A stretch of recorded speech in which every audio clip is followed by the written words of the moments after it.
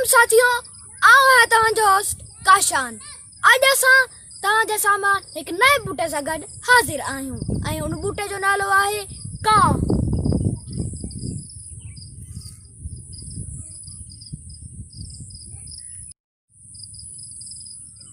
असांजो channel trees and plants of Sindh खे subscribe करण न विसारींदा। कांव सिंध जे बैराजी इलाइक़नि सां तालुक़ रखंदड़ कांव बि सिंध जो अनमोल बूटो आहे। ही ॾिसो, हीअ कांव जो बूटो आहे।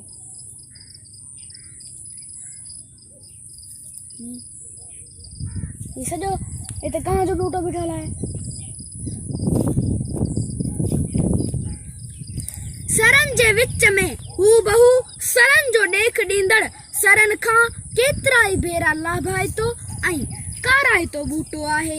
कांव जो बूटो दरियाव, कंदियुनि, नहरनि ऐं नदियुनि जे पासनि में घणो करे सघारो ऐं दुबो नज़र ईंदो आहे।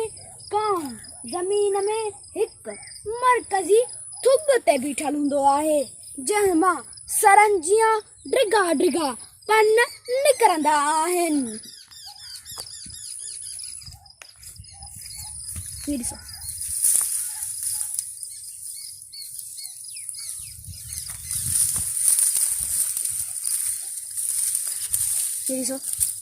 ही अथसि हिन जा काना डिघा ऐं वॾा।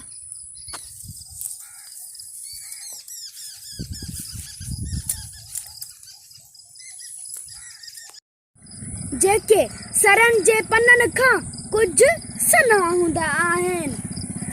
कांव जे पननि जे विच मां हिकु कानो निकिरंदो आहे, जेको 1 खां 1.5 फुट गुरियनि ते मुश्तमिल हूंदो आहे। कांव जे 5 खां 6 गुरियनि खां पोइ हिकु डिघी तीली निकिरंदी आहे, जेका लॻभॻि 2 खां 3 फुटनि ताईं डिघी थींदी आहे। उन तीली जे पोछण में वरी हिकु अछो दुंबो निकिरंदो आहे, जेको हूबहू लूमड़ जे पुछ जियां लॻंदो आहे। अचो मां तव्हांखे हिन जी बनावट ॾेखारियां। ही ॾिसो, हिन में 1.5 फुटनि जी विथी ते गुरियूं आहिनि। ही ॾिसो, हिकिड़ी हिते गुरी आहे, वरी हिते ॿी गुरी आहे। ये ॾिसो, ही ॾिसो, हिते गुरी जो निशान आहे, वरी हिते गुरी जो निशान आहे, वरी ही ॾिसो, हिते गुरी जो निशान आहे, वरी हिते गुरी जो निशान बि आहे, न हिते कोन्हे। वरी हितां सॼी तीली निकिरे थी, वरी हिते पोछण में वरी हिनखे पुछ आहे, लूमड़ जियां। ॾिसो, बिल्कुलु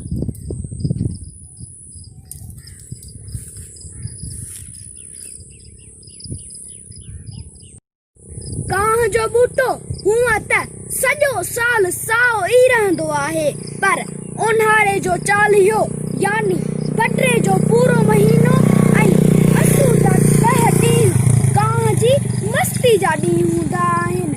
हिन ॾींहंनि में कांव निसरे दरिया ऐं नहरनि जे कंदियुनि ते चांदी जियां चमकंदो रहंदो आहे।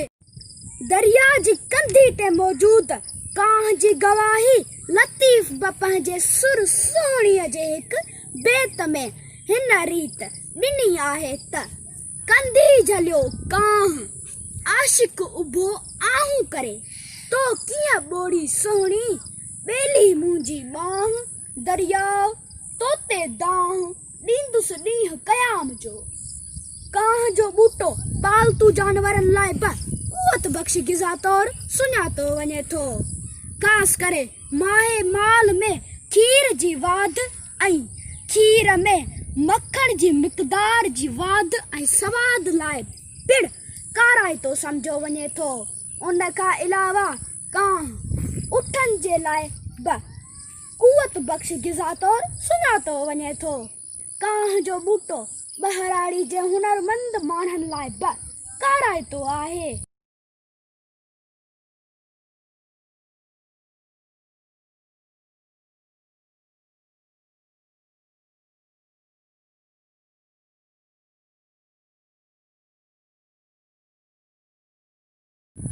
कांह जो बूटो बहराड़ी जे हुनरमंद माण्हुनि लाइ कराइतो आहे।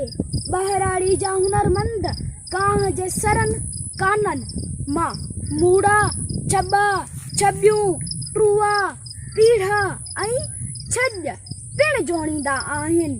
कांह जे सरनि सां लांडियूं ऐं मनह बि जोड़िया वञनि था त चौरा ऐं छॿियूं बि जोड़ीनि था।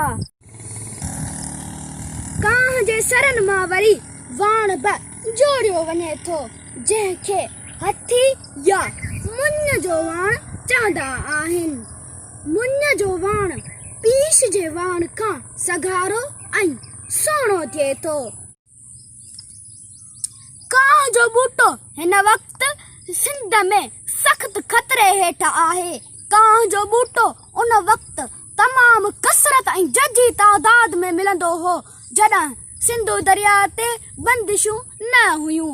हिन वक़्तु सिंधु दरिया ते मुख़्तलिफ़ डेमनि ऐं केनालनि जे ठहण करे पाणी जे झल थल वहकरनि में रुकावटनि जे करे सिंध जो हिकु अनमोल बूटो ख़तरे में आहे। तंहिं करे वस वारनि ऐं सान्याहवंदनि खे अपील थी कजे त हिन अनमोल बूटे जी नस्ली बका ख़ातिर पाणी जे वहकरनि तां बंदिशूं हटाइण लाइ कोशिशूं वठनि।